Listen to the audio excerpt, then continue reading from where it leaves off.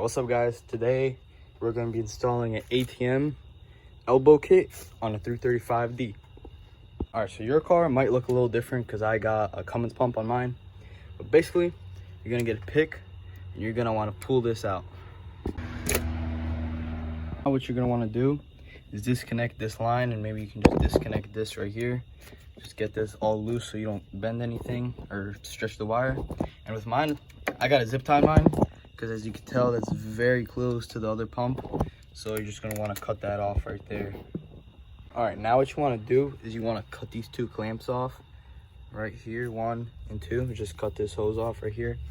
Personally, I'd recommend taking the bottom pipe off and fully taking it out and cutting it, but I'm very lazy and I'm just gonna cut them both in the car. As you can tell, all I did was got the angle grinder right there and just cut it off on both ends. This is what mine looked like. As you could tell, that's why I need to replace it, because we love boost leaks. So yeah,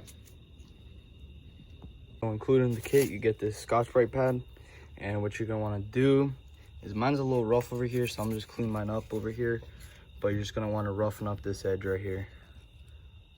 All right, so ATM supplies you with like this glue. So what you're going to want to do is you're going to want to put it all around here, and then you're going to want to squeeze this end facing that way. All right, just like that. That's the most I could get out. I'm going to just spread it around all around here. Just like that. Now what you want to do is just grab this, just slide that right on there. Just like that. Now you got this on. You're gonna let that dry for 30 minutes. So now we could put this on. So this is basically just common sense. Put a clamp on there, put a clamp on there. Now you're just gonna let that cure for 30 minutes. Well, while that's happening, you can just plug everything back in. That's how it was. So plug this back in there, just like that. And then plug the connector back in. Plug this back in. And that's it. That's how you guys install it.